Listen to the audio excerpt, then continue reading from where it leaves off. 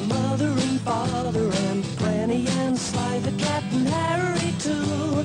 All of them live in a village called Dimblerdale, where there's always lots of things to do. Sally and Jake enjoy each day. Sly is never far away. Mother and father both work in a little shop. Granny's often busy, Harry is too. But all of them are happy in the village of Dimblerdale, 'cause there's always lots of things to do.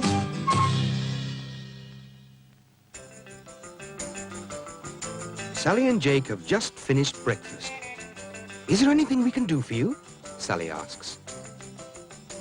Granny fetches a letter from the dresser. You could post this for me, she says.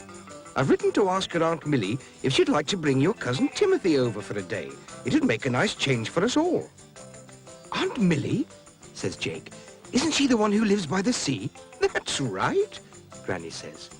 And maybe she'll ask you to go over and stay one day, if you're lucky. We've never met her, have we? Sally asks. Or Cousin Tim. No, says Granny. I think it's about time you did. The children go off to post the letter. Harry is busy outside his barn. Hello, he says, stopping his work for a moment. Had your breakfast, have you?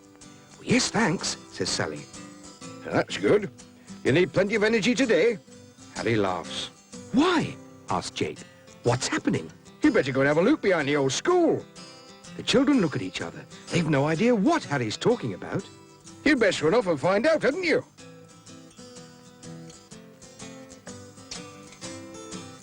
Sally and Jake stop outside the school. They can't see anything different, though.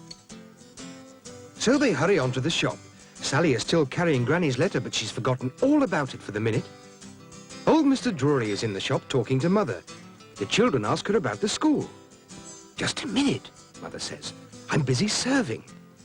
Now, what was it again? She goes on, turning back to Mr. Drury. But we only wanted to know what's happening, Jake says. Sally tells Mother that Harry has said something was going on. Well, it's no good asking me, says Mother.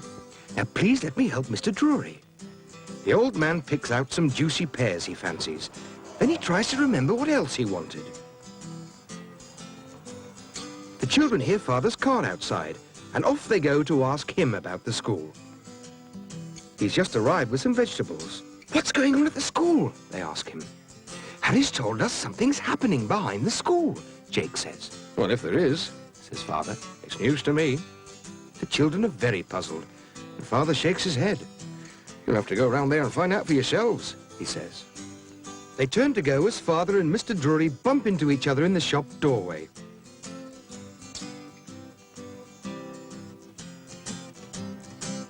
Then the old man remembered that he'd been trying to remember what it was he'd forgotten. I remember, he says. Whatever was it? He turns back into the shop before he forgets again. Sally and Jake march off towards the school to see if they can find out what's been going on. There's a notice that says Dimblerdale Children's Playground. Sally and Jake go round to the back of the school. Sure enough, someone has made a playground. It's got a swing, a slide, a roundabout thing, and a seesaw. There's a boy on the swing. Who's that? He's new, isn't he? Says Sally. Yes, Jake says. I haven't seen him before. They cross the playground to speak to the boy. His mother is standing behind the swing. Hello, she says. Isn't this a lovely playground? You are lucky. Yes, it is, Jake says. It's new, too. Where are you going next? His mother asks. How about trying the slide?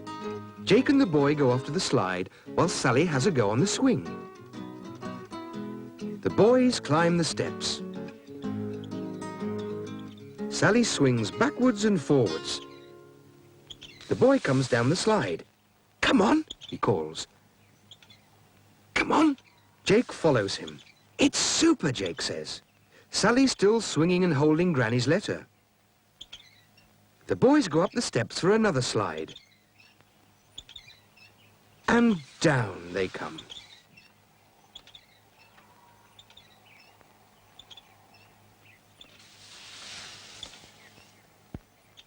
Sally's enjoying herself.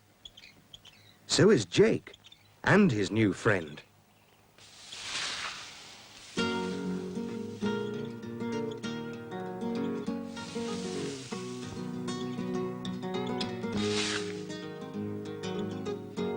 The boys try the seesaw. Up and down, up and down. Sally tries the slide.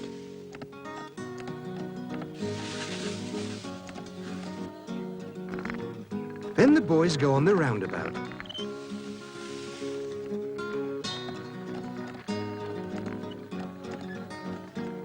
Sally jumps on the roundabout too. Round and round they all go.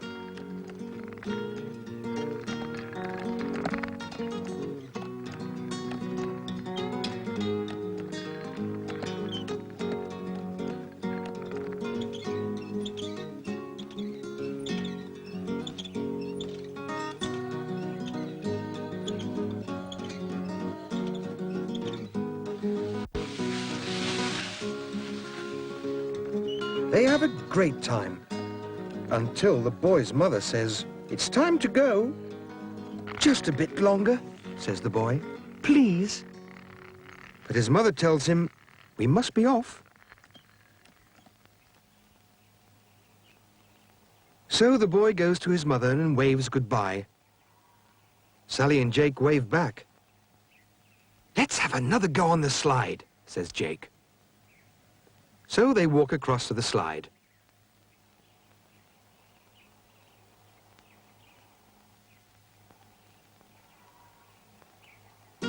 Down goes Jake,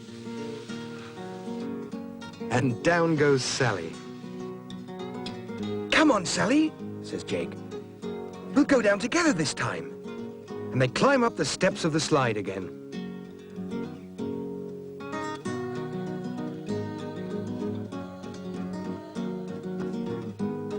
When they reach the top, Sally puts her arms round Jake.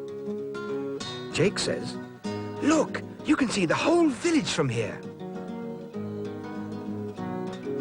When they start to slide, Sally gets stuck halfway down. "Help! I'm stuck," she says. "Move your legs," says Jake. And down she slides. Jake thinks it would be a good idea to go and tell Mother and Father about the new playground.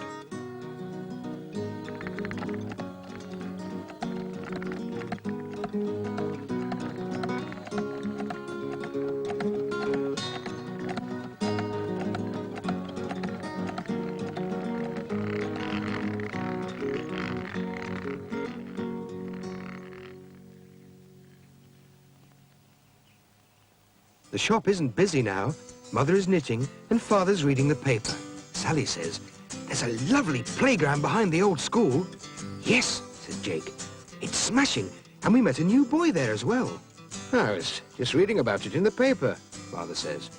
"Dimbledale Village has bought a piece of land behind the old school, which has turned into a children's playground. With a swing, slide, a roundabout and a seesaw. That's good news, isn't it?" Sally says, "That's what Harry must have been talking about."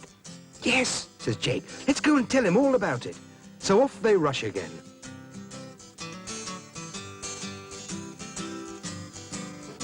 Harry is still working away outside the barn.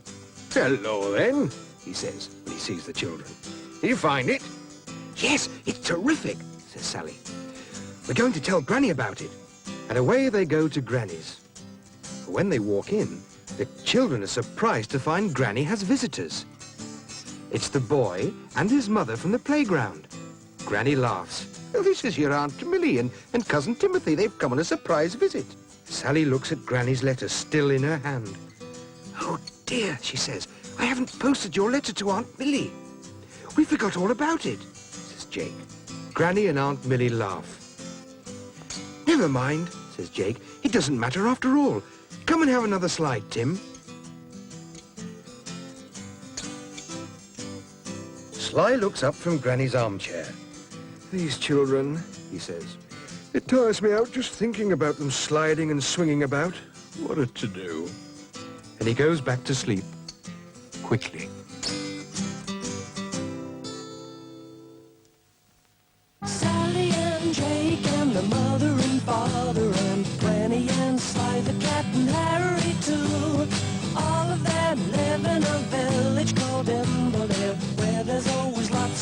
to do. Sally and Jake enjoy each day. Sly is never far away. Mother and father both work in a little shop. Granny's often busy, Harry is too. But all of them are happy in the village of Dimbledale, 'cause there's always lots of things to do.